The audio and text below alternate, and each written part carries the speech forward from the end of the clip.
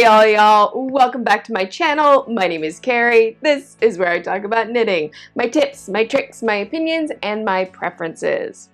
Now, when we all learned how to knit, the first thing we had to learn was how to cast on. And I have a question for you. How long were you knitting before you learned a second way to cast on your stitches? Maybe you just went, wait, there's more than one way to cast on your stitches? Yes, there is. There are many cast-ons. Every cast-on has its place in knitting, and there's pros and cons to every cast-on. There are proponents and detractors of every cast-on, but I think there are at least 5 cast-ons that every knitter needs to know and even try to do.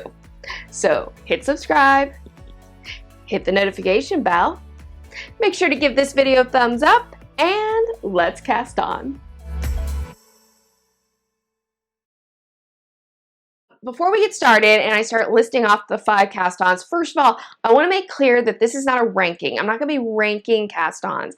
I'm going to be demonstrating today rather what I think are the 5 most basic cast-ons from various cast-ons that you can do, because there are different categories of cast-ons. And these cast-ons, not only are they really useful for you to know and have in your knitter's toolbox, but they're also cast-ons that lay the foundation for learning other cast-ons. So when you know these cast-ons, and whether you like using them or not, if you know how to use these cast-ons, how to do these cast-ons, this will set you up for other techniques to utilize. So this is the building blocks of your cast-on toolbox. And if you're already like, Carrie, I know all the basic cast-ons, well, you never know when you might pick up a useful tip or trick that you didn't know before. I do want to note that in the description box will be a list of all the materials that I utilized today. Some of these materials will have affiliate links. They will be clearly indicated. I do use affiliate links, hopefully, to try to help support this channel, but I want to assure you that I will never recommend a product that I can't stand behind 100%. If you want to know more about affiliate links, why I use them, what affiliate programs I'm involved with, etc., check out my website, knitswhereitsat.com/FAQ.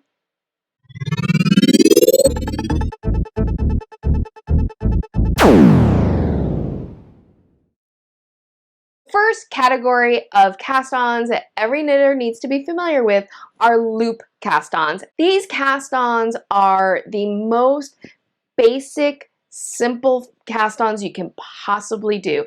They're just a series of half-hitched loops that you put on your knitting needle, and then you can start knitting into them. So why doesn't everybody just use this very easy, very simple cast-on? Well, frankly, it's kind of a terrible cast-on. They're kind of unstable, and because it's just one single loop of yarn at the edge of the work, it's not a very durable cast-on. But this cast-on is really handy for knitters to know, because it's really useful when you want to cast on in the middle of a work for buttonholes or when you're working thumb gussets. There's just situations where this is really handy, and frankly, I don't think any knitter's toolbox of cast-ons is complete without it. Let's get into this cast-on. I'm actually going to demonstrate using a straight needle. I almost never use straight needles, but there are cast-ons that actually work best with straight needles, so I'm just going to use a straight needle today. And I will tell you which cast-ons work best with a straight needle. So to start this cast-on, we're going to start by doing a slip stitch. Now the slip stitch will not count as a stitch, or at least it doesn't need to count as a stitch. The first variation of the loop cast-on I'm going to show you is the E cast-on. All you do is you take your yarn, hold it in your right hand, and you can use your thumb or you can use your forefinger. Either one. I'm going to use my thumb. I'm going to take my thumb and I'm going to bring it to the right side of the yarn, underneath, twist it, and then bring the needle underneath that loop like so, and onto my needle, and I have my first loop of yarn. This is stitch number 1 because again, I do not count the slip knot as a stitch. And we will do a slow motion replay so you can really see what's happening here. Thumb is coming to the right side of the yarn, underneath the yarn, up, and then I slip the needle underneath the yarn. Take my thumb out, down, and done. And you can get a very quick rhythm doing this. Now I'm going to show you how I actually normally do this. The loop cast on, which is the backward loop cast on. I think this is a little easier to do. Starts the same way with a slip knot, but I'm going to use my left thumb this time to do the loops. So I take my thumb, I'm going to bring it to the left side of the yarn. So my thumb is going to move away from me to the left side of the yarn, underneath the yarn, and then I take my needle, I bring it through that loop and out. And that is the backward loop cast on. Again, we'll do the slow motion replay where I take the yarn in my left hand, I bring my thumb to the left side of the yarn, underneath and around, and I bring the needle up into that loop of yarn, thumb out, and tighten. And to see what I mean by this being an unstable cast on, I'm going to just knit these stitches so that you can start seeing what happens when you knit into these loops. Notice I just did the first stitch and notice this huge gap of yarn that developed right there. That is very, common with loop cast-ons, and that's what I mean by being unstable. You get these big gaps of yarn, and notice as I go along, that length of yarn is increasing with every stitch that I knit. That slack gets bigger. All right, I'm coming up to the slip knot now, and all I'm going to do is pull my needle out, and then I'm going to tug the tail and undo that slip knot. And all my stitches are stable on the needle. Notice it's getting a little loopy here, this last loop, because all of that slack from the needle was happening. This is why this isn't great for like a lot of stitches.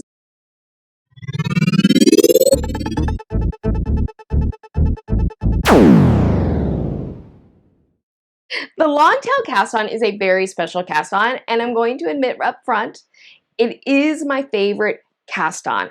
I love the long tail cast on so much that I in fact did a deep dive over 2 videos sharing everything I know and all my tips and tricks for the long tail cast on. So if you're interested in that, check out this link linked up here above, and that link will also be in the description box. The reason I love the long tail cast on so much is because it's versatile, it's elastic but firm at the same time, meaning it's a durable cast on.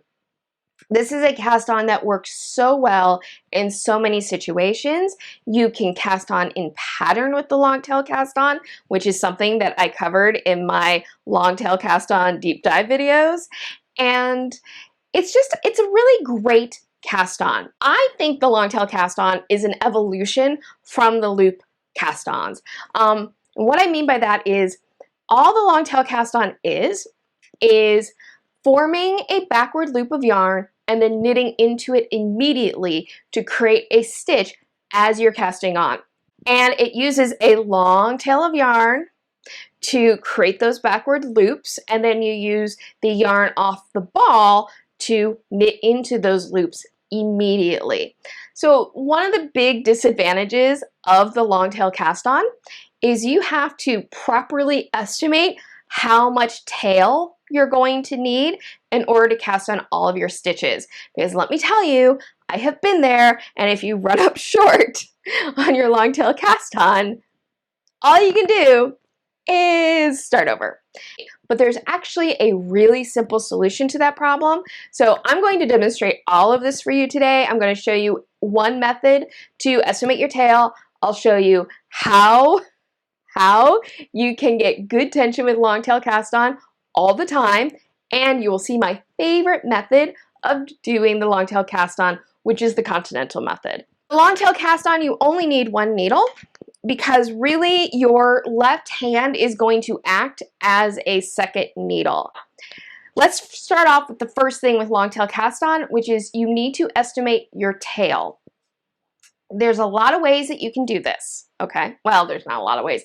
There's a couple of ways that you can estimate your tail. What I mostly use is the wrap method, and that's what I'm going to demonstrate today. So the wrap method is really simple.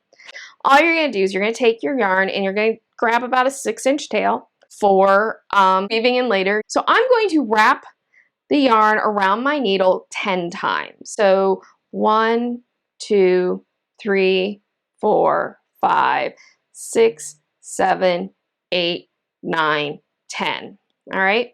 Each one of those wraps kind of represents a stitch. Now what I'm going to do is I'm going to, with my right hand, grab the tail here. My left hand, grab the ball yarn here, and I'm going to pull those wraps off. And now I have what represents the length for 10 stitches. I'm going to then mark off how many stitches I'm going to actually cast on. So let's say I was going to cast on 40 stitches. I go, this is 10, 20, 30, 40, right? Drop that off. Now I have a tail and a ball. That's it. Now we're ready to cast on. To cast on, I need to get into what is called the slingshot position. To get into the slingshot position, it's not hard. I'm going to take the tail, I'm going to put it over my thumb, because remember, we're doing a backward loop that we immediately knit into. So when we did the backward loop, we used our thumb. So the tail is what we're going to use to make the backward loop, so that's going to go over our thumb. The ball yarn will go over our forefinger, and that is what we will use to knit into the backward loop we create. Now I'm going to turn my left hand and grab those two ends of the yarn. Now to get started, you can start your long tail cast on with a slip knot, and then after you put the slip knot on your needle, get into this position. But I really prefer the twist start, so that's what I'm going to demonstrate now. I'm just going to take my needle and I'm going to bring it over this bar of yarn and then underneath. I'm going to just move my hand this way so that you can just see what's happening. So the needle is underneath that bar of yarn. Okay. Then I'm going to take my hand and I'm going to turn it so it goes away from me and then back towards me. And there you have your twist start. Now we can start casting on the stitches. I'm going to bring the needle down into my right, and I now have 4 strands of yarn. 1, 2, 3, 4. And you can see that there are 2 loops basically formed. There's a loop here on my thumb, and there's a loop here on my forefinger. We are going to work into the loop on the thumb. So I'm going to bring my needle to the left side of my thumb and underneath and up into that loop of yarn, okay? And then I'm going to grab this strand of yarn here, strand number 3. I'm going to bring my needle over to the right side of strand number 3 and underneath. And then I'm going to pull my needle back through that loop of yarn on my thumb. And then I'm going to take my hand out, my thumb out of that loop, and my thumb and forefinger are now in between the tail and the ball yarn, and I'm going to just tighten that down. And I've now done my first cast on stitch. So let's do this slow motion again. I'm going to bring the right needle down into the right so that I have a loop of yarn off my thumb, bringing the needle over to the left side of my thumb and up into that loop of yarn. So the needle is through the loop of yarn on my thumb. Then I'm going to move my needle over to the right side of strand 3, which is coming off my forefinger. Grab that strand and pull the strand back through that loop of yarn on my thumb. Then I remove my thumb from the loop, insert my thumb back in between the tail and the ball yarn, and spread out my fingers to tighten down. Now, one challenge with the long tail cast on is oftentimes people will have tension issues, but I'm going to show you how I always get good tension with the long tail cast on. I learned this, by the way, from Patty Lyons, so this comes from a good source, okay, people? All I'm going to do is I'm going to put my finger on top of this first stitch. I generally find that if I put this stitch kind of underneath my first knuckle here at the tip of my finger, that works really well. And all I do is when I cast on the stitch, when I tighten down, I just tighten down to the tip of my finger like that. Then when I'm done, I just take my finger and I put it on the next stitch and cast on my next stitch. So I'm using my finger as a guide to measure out the spacing in between the stitches. And by doing that, I always get a nice, even tension between all of my stitches, and it just works really well, and all I need is something that's with me all the time, which is the tip of my finger. I love this cast on. This is one of my favorite cast ons, and a reason to at least learn how to do the long tail cast on is this is the foundation for so many other cast ons, including German twist and Channel Island, which is a beautiful decorative cast on. This here is something I'm working on. If you've been watching my live streams, you are familiar with this piece. Here's my cast on down here, and it has these decorative little knots or bumps along here. This is Channel Island cast on, and this is kind of a level up cast on, but the long tail cast on is the foundation of Channel Island cast on. So, you know, look at it's so I love this cast on. It's so pretty. It's so beautiful. And it's a fairly simple decorative cast on to do if you know how to do the long tail cast on.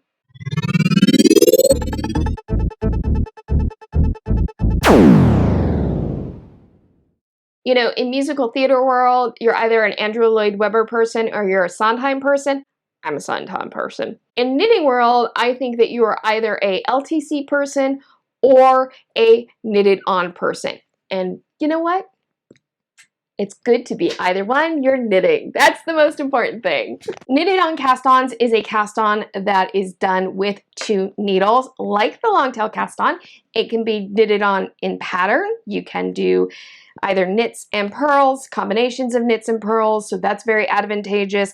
And like long tail cast-on, knitted on cast-on is a foundation for many variations, including the cable cast-on. Some disadvantages to the knitted on cast on in comparison to the LTC is I think knitted on cast on is less elastic than the LTC, and frankly, I find it a little tedious. This is just a personal thing. This is a personal preference issue. I think it's a little more tedious to do, and I find it a little slower to do. But again, I'm really glad that I know how to do this cast on. I do utilize it on occasion. It is a nice cast on to know when you have to cast on additional stitches to a work. This is something I do when I'm making mitered squares. And it's really nice. Unlike the loop cast on, you can cast on many stitches in the middle of work using the knitted on cast on. And if you don't like using a loop cast on for things like buttonholes, you can always use a knitted on cast on. So this is definitely a cast on I'm glad is in my arsenal, and it's something that if you don't know how to do, oh, I think you really should. So let's get into a knitted on cast on. To start the knitted on cast on, we're going to start with a slip knot, and the slip knot will count as your first stitch. So the needle with the slip knot on is going to go in my left hand because I am going to be knitting. The knitted on cast on is exactly what it sounds like, which is you are knitting on stitches. So I'm going to work into this slip knot by inserting my right needle into it as if to knit. I'm going to wrap my working yarn around my needle, and create that first stitch on my right needle. Now what I'm going to do is I'm going to take that stitch that's on my right needle and transfer it back to the left needle so that I can then work into that stitch. So now I have 2 stitches on my left needle, and I'm ready to knit into that second stitch to create my third stitch. Now let's take a look at this in slow motion. I insert my right needle into the stitch on the left, wrap my yarn, and create a new stitch on my right needle. To transfer that stitch on the right needle back to the left needle, I bring my left needle to the right side of the stitch and then slip it back to the left needle. And I'm all set up to cast on my next stitch. Once you get the rhythm of this down, it does go pretty quickly. Not as quickly as my beloved longtail cast on, but still quickly enough.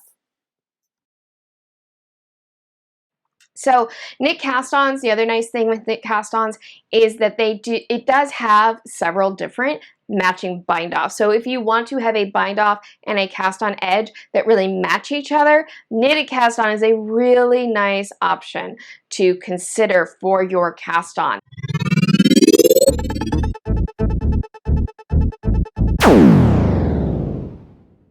Now, a tubular cast-on creates a beautiful rounded edge with no ridging. It's really great for double knits. This pattern is in this book, Knits of Tomorrow. The patterns in it are so fun. I will have a link to this in my description box if you're interested in it. This is also really nice. Tubular cast-ons are really nice for 1x1 ribbing. You can do a 1x1 ribbing at the beginning of a hat and have this beautiful rounded edge to the start of it that's just, it's gorgeous. It's gorgeous. So, tubular cast-on, love it. Doing tubular cast-ons, however, can sometimes be a little complicated. A lot of the methods for doing tubular cast-ons involve casting on provisional stitches and folding up yarns and a whole thing, blah, blah, blah, blah, blah. But the tubular cast-on that I first learned how to do, the one I'm going to demonstrate, is what's called sometimes the Italian cast-on. And I love this cast-on. It has a beautiful rhythm. Let's get into demonstrating it.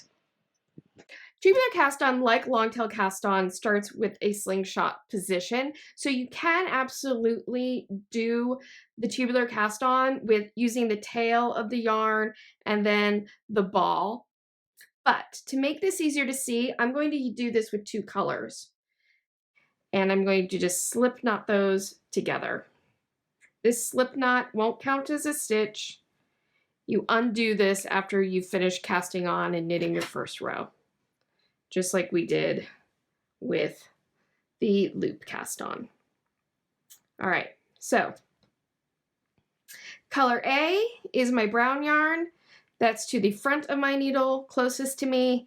Color B is the blue yarn, and that is to the back of my needle, furthest from me. And I'm going to get in the beginning slingshot position where my thumb and forefinger are holding color A and B apart, and it's forming this triangle. That's the slingshot position.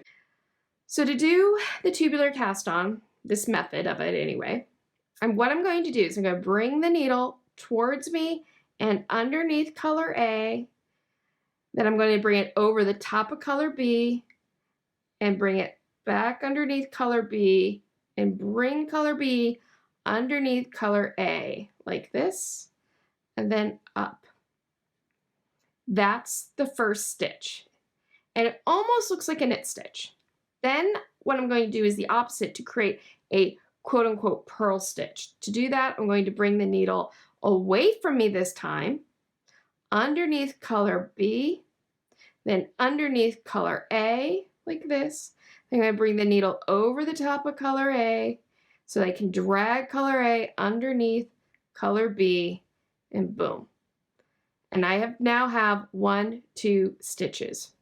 So that's all Italian cast on is. It's really just twisting these two yarns together, back and forth, to create a series of stitches. Let's go into slow-mo here. I'm going to bring the needle towards me, underneath color A, then move the needle over the top of color B, and grab color B to drag color B underneath color A. And boom, we have our next stitch. Now I'm going to do the second stitch by moving the needle away from me underneath color B, then bring the needle underneath color A, back over the top of color A so that I can drag color A underneath color B, and boom. And once you've learned this rhythm and you've developed this muscle memory, you can cast on very quickly because you are just swinging that needle back and forth thusly. It's very easy. So I've casted on all my stitches. Now what I've got to do is I need to lock off this stitch to stabilize it. All I'm going to do, I'm going to take color A, which is right now behind me, and I'm just going to grab that with my my index finger. I'm going to actually take this off the needle and do a backward loop like this, put it back on, and that will lock down that stitch so it'll stay nice and stable. One thing to know with the tubular cast on is this is a somewhat unstable cast on. It tends to want to twist around the needle until you knit on your first row. And this is why it's really best to do this type of cast on with a straight needle. The truth is, I have straight needles just for this cast on. I swear it's true.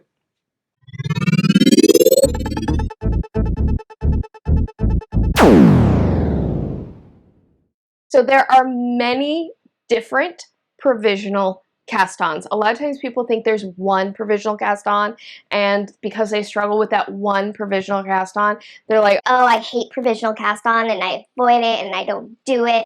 But here's the thing. There's many ways to create provisional stitches and do a provisional cast-on. So if you haven't found a method that has worked for you yet, I highly recommend that you keep looking, because being able to do a provisional cast on is such a handy tool in your toolbox. This here is one of my favorite projects ever. These motifs are created using short rows. It's a cowl, but I worked it flat. What I did was I started with a provisional cast on, and then I worked the whole thing flat. And then when I was done, I grafted together the two ends to make a seamless cowl for this project. Very basic provisional cast on most always begins with waste yarn, all right? Because what you're going to do is you're going to create a series of stitches that you will then knit into, and then you will take out of the knitting later so that you can pick up stitches along that initial cast on row. One way to do this is to make a slip stitch chain with a crochet hook like this one here. If you look closely, you can see that there are these V's here on this side, right, that almost look like knit stitches. Like if I turn this here, those look like knit stitches, right? But I'm going to turn this around, and there are these bumps along this edge. And what you do normally with the crochet cast on using this type of chain is that you take your needle and you insert it into underneath the bump of yarn like that and pick up a stitch. What you can do instead is use your needle and your crochet hook at the same time so that you are creating that same slip stitch chain, but as you do each slip stitch, you bring the yarn over the needle so that when those bumps of yarn that you would insert your needle into get just created over the needle itself in one motion. So to get started, you do need to start with a few slip stitch chain, just a few. So 1, oops, get that back, 2, 3, 4, 5. That's plenty to get started. So now I have these slip stitch chains just hanging out, minding its own business. All right, so this chain is going to stay on my crochet hook. My crochet hook is going to be in my right hand. I'm going to pick up the needle with my left hand and actually hold both the needle and the crochet hook in my right hand, kind of parallel to each other. I'm going to tension the yarn in my left hand. Now I can bring the needle into my left hand and have my crochet hook in my right hand. The yarn is underneath the needle. What I'm going to do, and this is so simple, okay? I'm going to put my forefinger on this here so I keep it still. I'm going to grab the yarn. I'm going to bring the crochet hook over my needle. I'm going to grab the yarn and I'm going to pull it through this chain.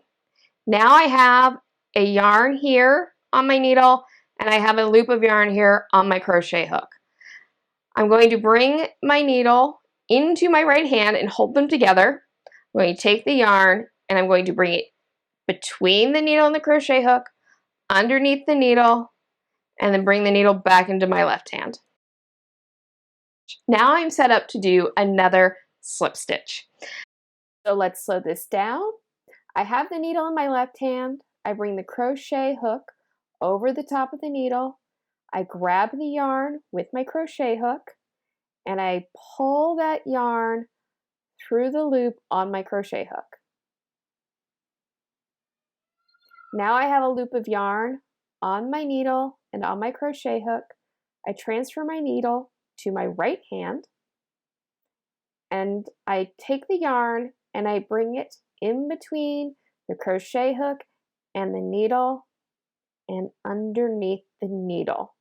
That's key, is having that yarn underneath the needle. Then I bring the needle back into my left hand to do my next slip stitch chain.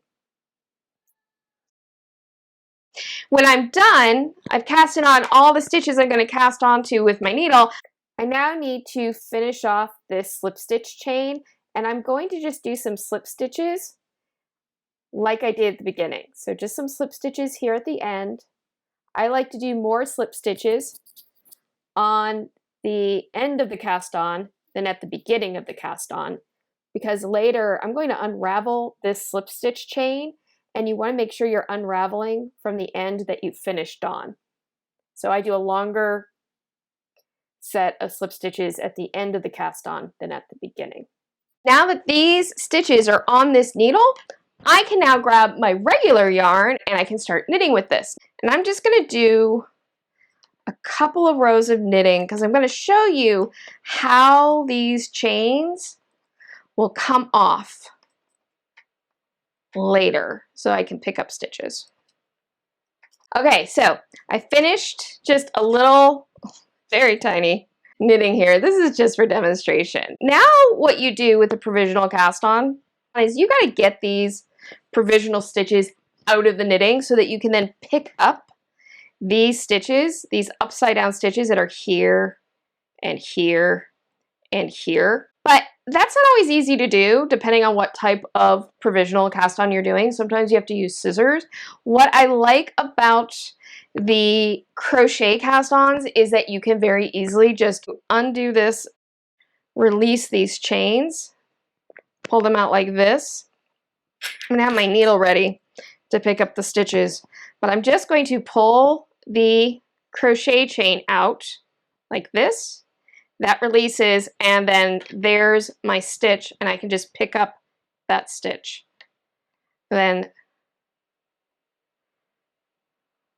loop, loop, pick up the stitch.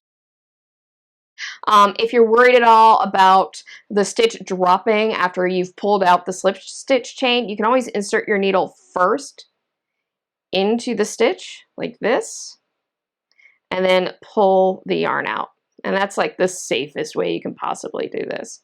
But this doesn't involve cutting. There's no scissors or anything. It's very simple. The two most important things about this type of provisional, or really any type of provisional cast on like this, is A, you do want to use a slippery yarn, like cotton or acrylic, something that won't catch on the fibers of your main yarn. That's really important. The other thing is you want to make sure that you're using a nice contrasting color so that you just can very clearly see, all right, here's my waist yarn, there's my upside down stitch. I'm going to grab that and pull that off. So this is my favorite provisional cast on for this type of provisional cast on. There are other cast ons, I'm going to just tell you now, that you can do that don't involve waste yarn, that actually create a whole new set of loops of yarn on the opposite side from the cast on. Judy's Magic Cast On can be used as a provisional cast on, but that's another video.